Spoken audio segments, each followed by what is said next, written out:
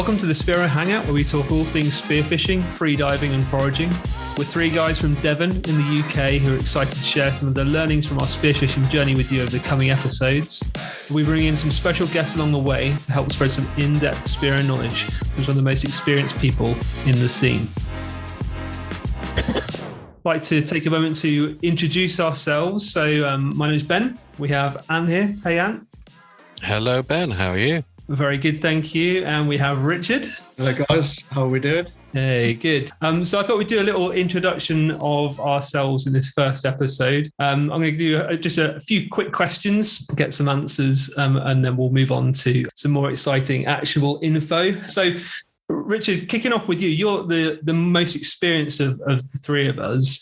When and how did you start your spearfishing journey?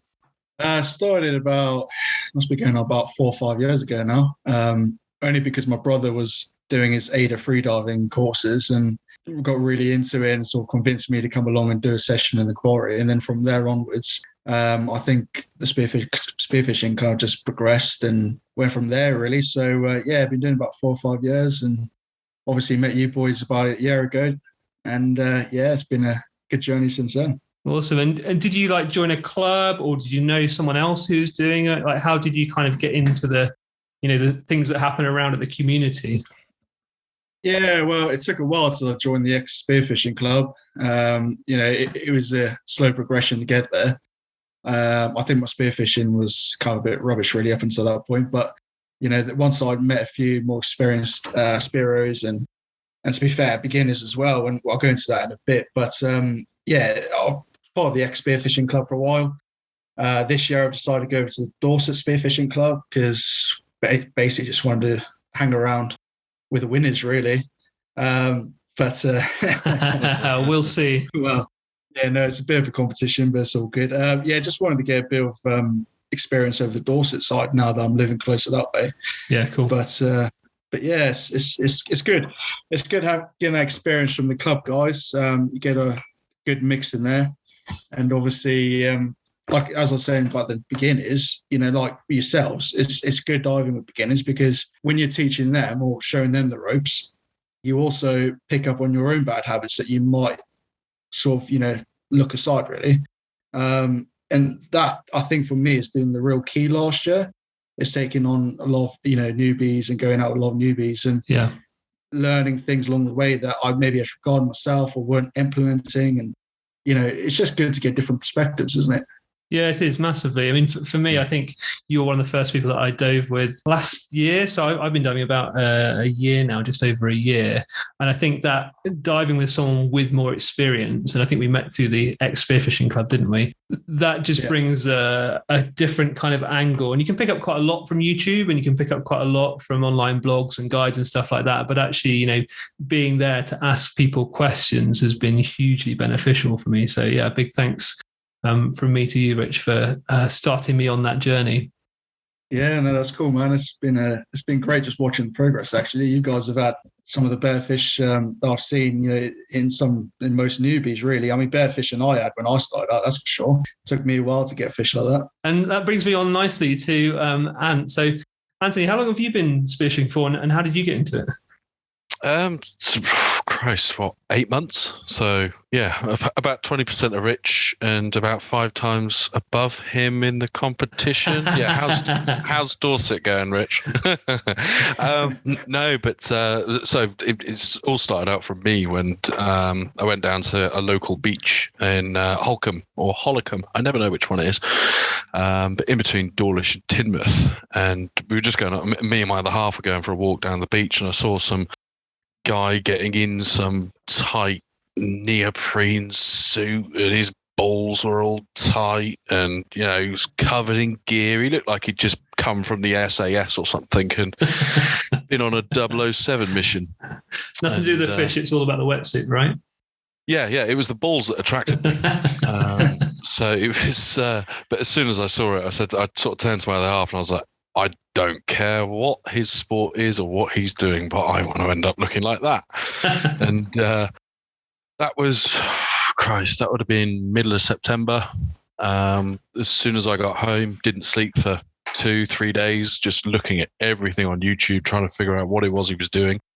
Stumbled onto, Daniel Mann, Joe PK, YBS, and just absolutely fell head over heels in love with the view from the outside of the sport. And since then, obviously, I've fallen in love with the sport. But 2 days later, booked a trip down to what was at the time known as a spearfishing store, now Start Point Spearfishing Store, and spent a lot of money that I didn't tell my partner, even though she was stood there with me. Managed to get Barclay, one of the chaps that owns the spearfishing store, to keep the invoice price hidden away, and just started going straight into the sea from there. Had absolutely no idea. Literally the typical, all the gear, no idea. And initially had major issues with my buoyancy and getting down. And unfortunately at the time, the answer from those that shall not be named was, well, add more weight, until I was struggling to keep on the surface at 2 meters.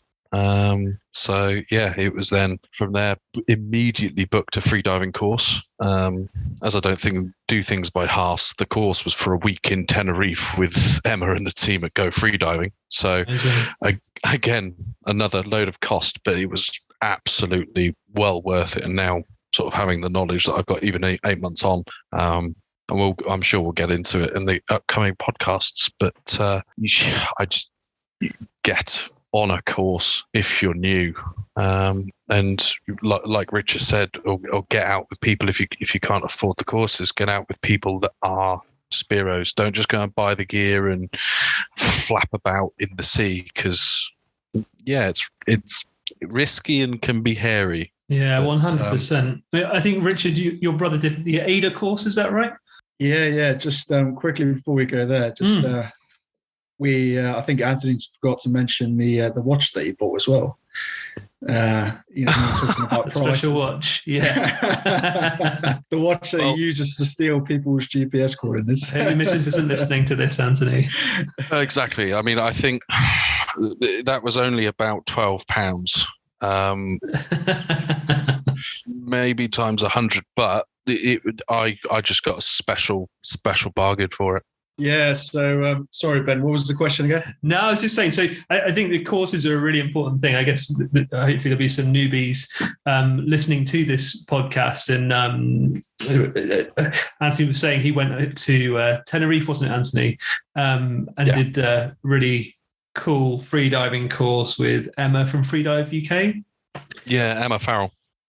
Yeah, and there's a lot of really great trainers out there. I did a course with David Meller, introduction to spearfishing course with David Meller at Vobster Key, and I think you may have done 1 or 2 courses as well, Richard. Yeah. So what you're saying about my brother, he did the AIDA freediving course with Freedive UK down in Newquay. So can never remember which level he went up to, but I'm pretty sure it was the highest that you can until you become an instructor. But yeah, I've when I say course, I went out with Max, the Frenchman, in his 1-day course off his boat. I went out there with him. I really diving for a couple of years, but you learn so much going out with more experienced divers. I mean, he is very, very experienced diver. It was great. Yeah, we did some safety drills. Dropped our weight belts 10 meters of water, had to go and retrieve them as well. So that was interesting.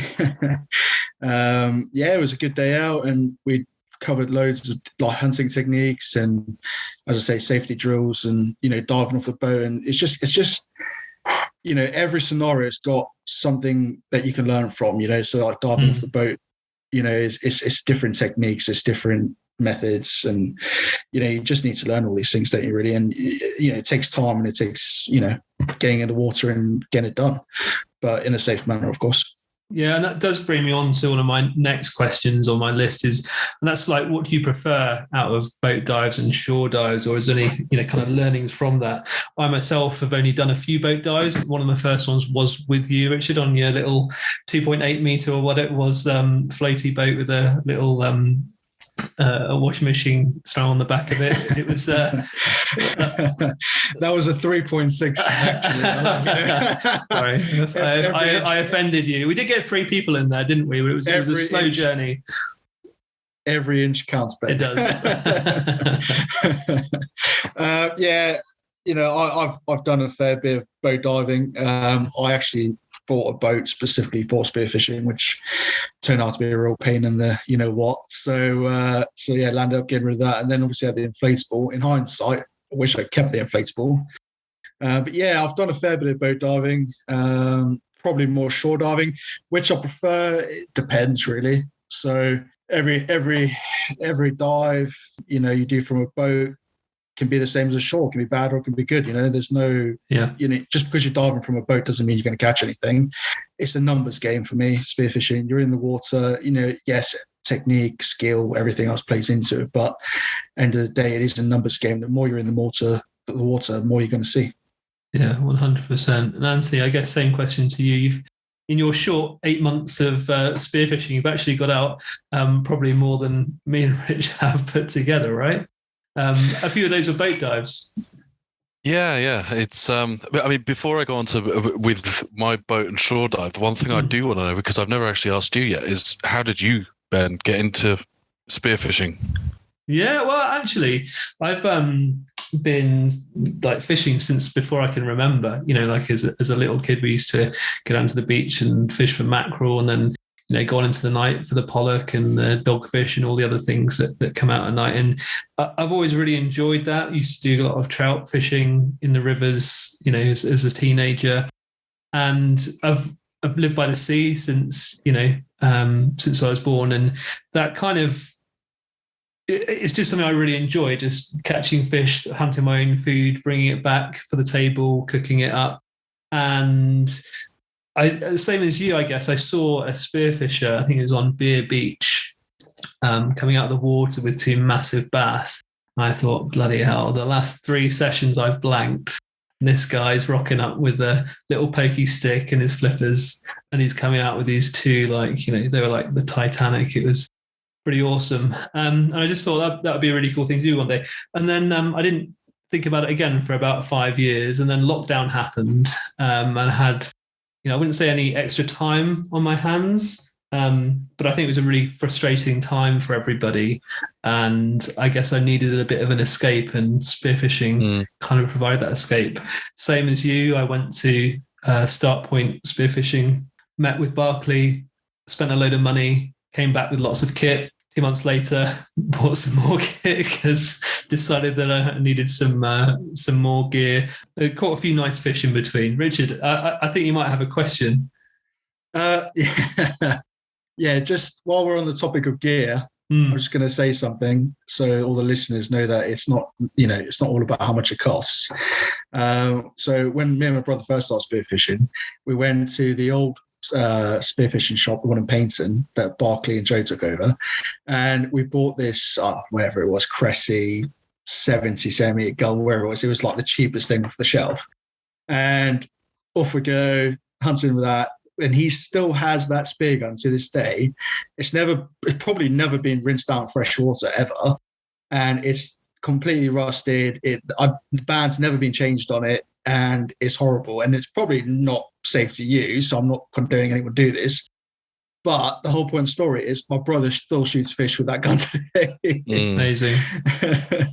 And last time I went out with him, he shot a bass straight through the eyes with it. So yeah, sometimes it's not all about the best gear. Yeah, and it's easy to think that you can kind of overcompensate for, time in the water or, dedication to the cause.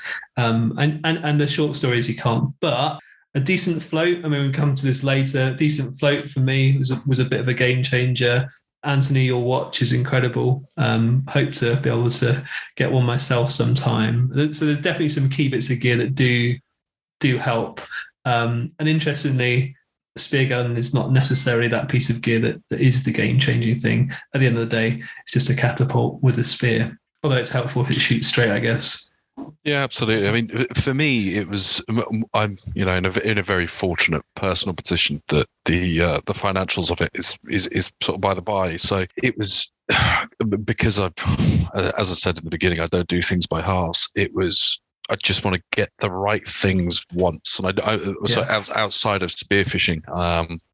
I'm in the motor trade as a mechanic, and it rings true in this trade as well that you can go on Amazon and spend 10 quid on a set of glow plug removing tools or a socket set for a tenner, but the snap-on set, and by the way, I don't advise anybody to buy a snap-on because although they're good tools, they are too expensive. That's the other extreme. But the midway point where you're spending say 4 or 5 times the amount on your gear, you buy once and you buy right.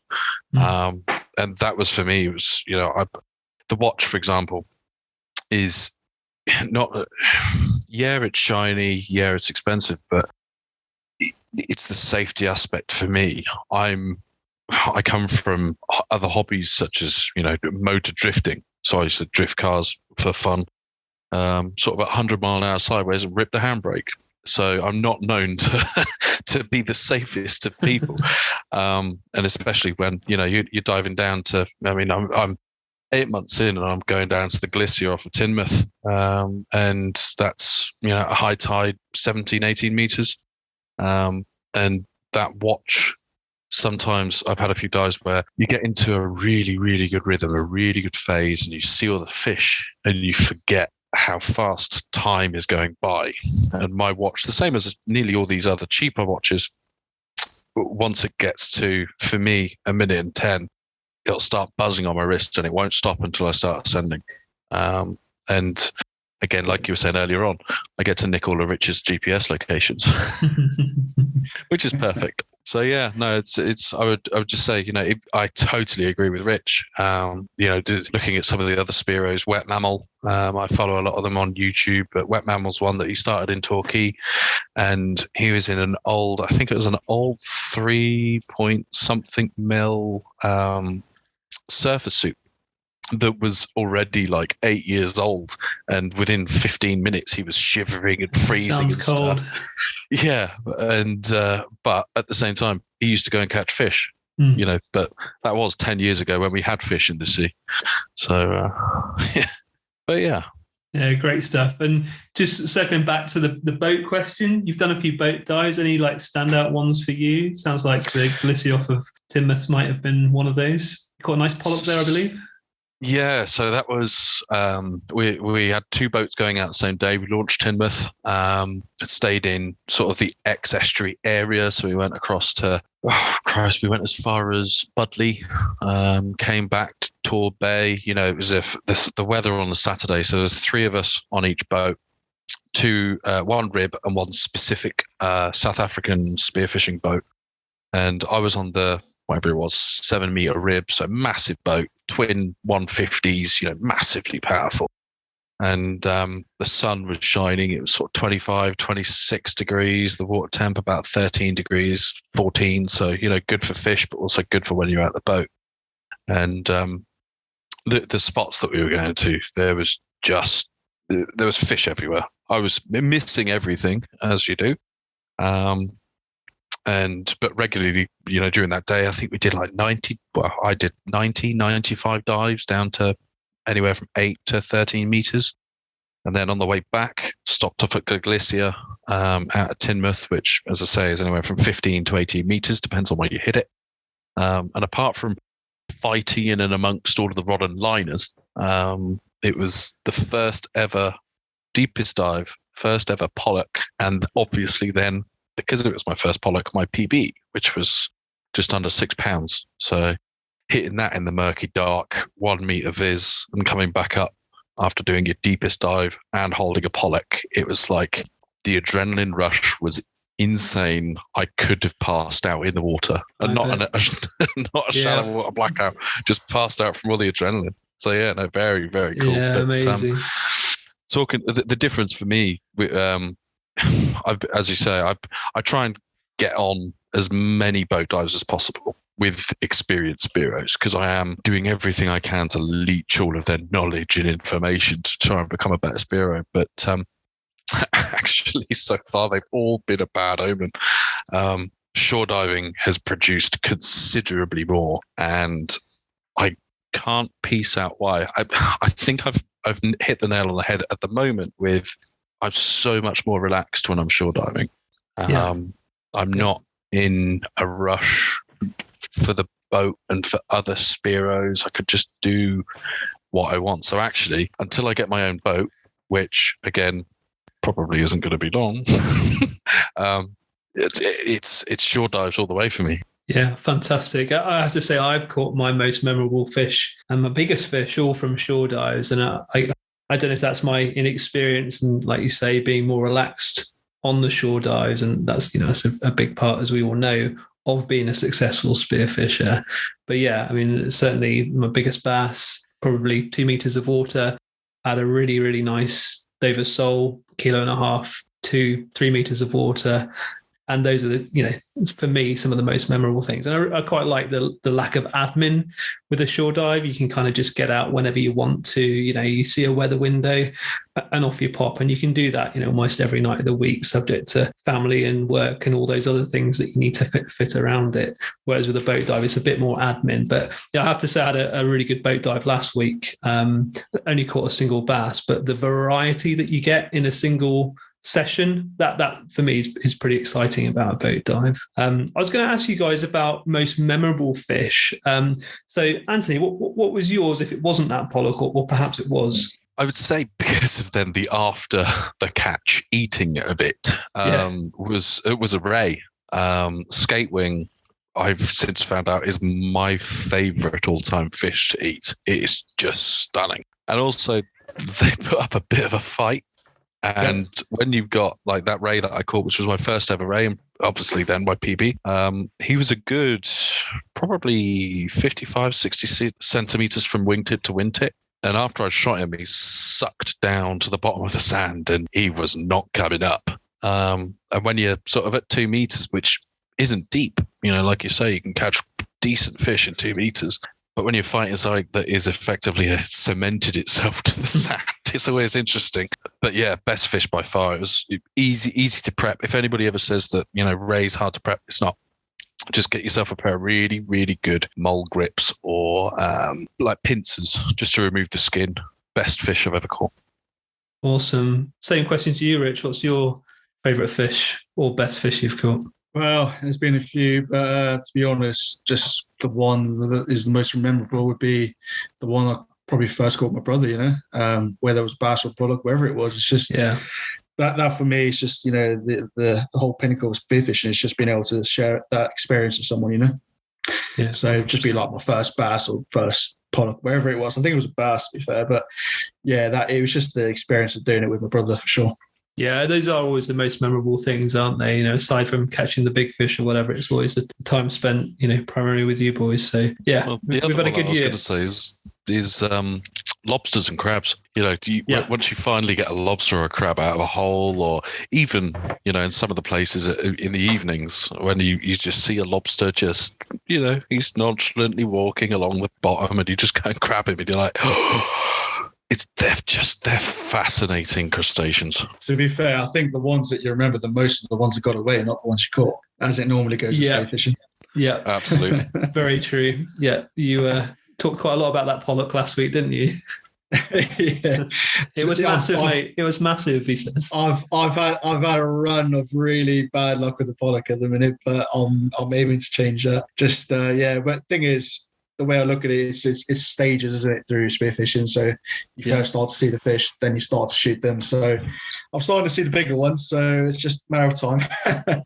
How about you, Ben? Any rigging issues with your guns? Or rigging issues? No. I'll tell you what, the first time I went out with a spear gun, I didn't catch anything. In fact, I didn't catch anything for several weeks, maybe months after my first outing. But my wishbone broke on my gun. It was one of those metal wishbones, which I don't use anymore. A bit scared of them, to be honest. But yeah, that just snapped snapped on the first shot. I mean, luckily my hands were all intact after the incident, but obviously quite pissed off that it had just broken and I didn't get a chance to get my fish. Not that as I say, I was ever going to catch a fish that day. But yeah, I think that's probably the only gear malfunction. I tend to lose a lot of gear. That's one of my my curses. This is quite funny. I've lost a GoPro once on a evening dive. Thankfully, my missus found it in the morning on the beach, so that was pretty luckiest person lucky. on earth. You are.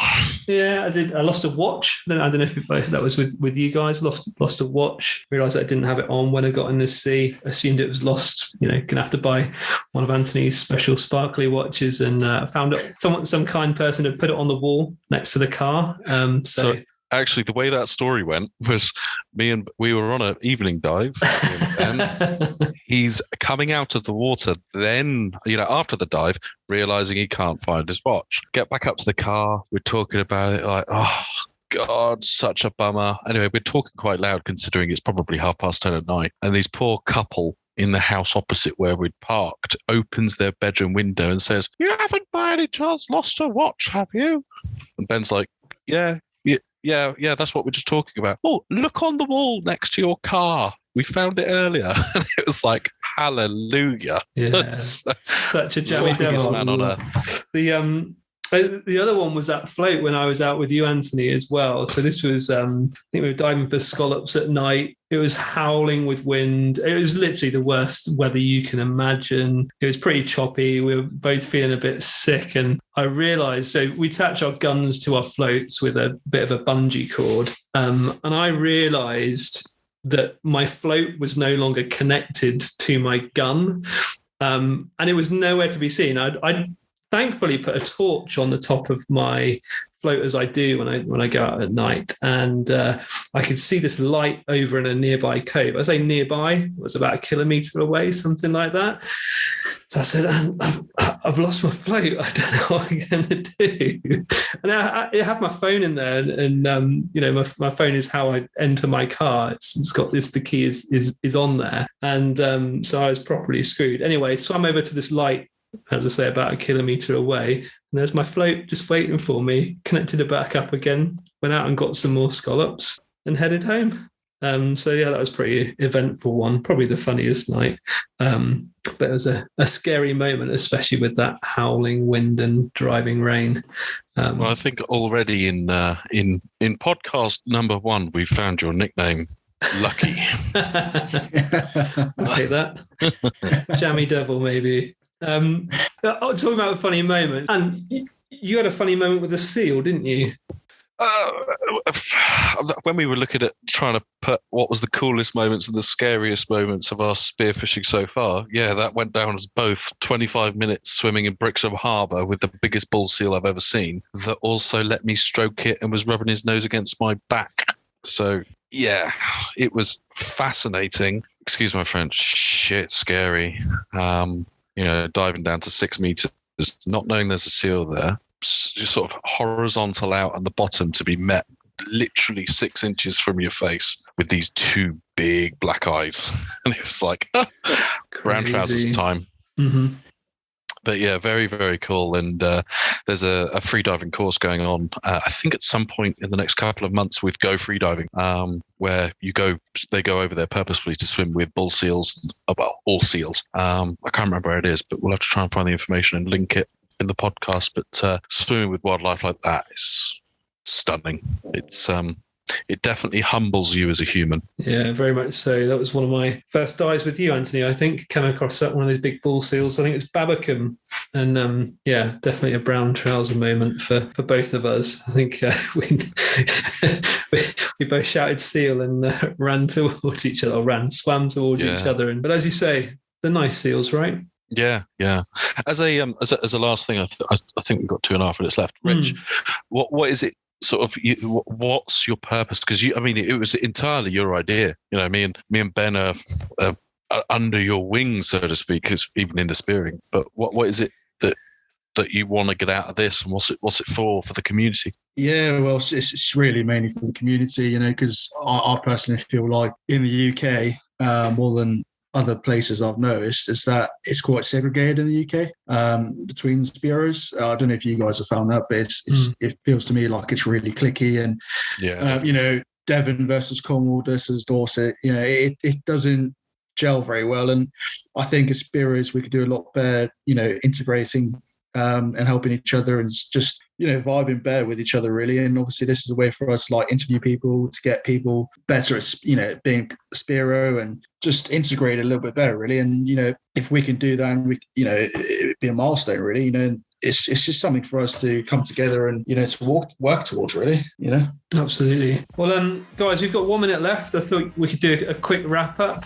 We've also got some exciting things planned for the future. Just to mention a few, we're going to go into some deep dives on free diving, the duck diving, breath hold, EQ, go into hunting techniques, talk about the species hunt that we're all working towards. I think Anthony's right at the top of the list at the moment, but Richard's fast behind catching that up. We're going to talk to some women who do some spearfishing, and we'll be talking next week, I think, to Matt Newman. Is that right, Richard? Yeah, so Matt Newman's one of the Team Speardock divers, so he's going to be the first person that we interview. Awesome. Look forward to that. Look forward to it. Jinx. Cheers, lads. Cheers, everybody. Awesome. Thanks ever so much for listening. Have a good evening. We'll see you next week. Catch you later. Catch you soon. Cheers, guys. Bye.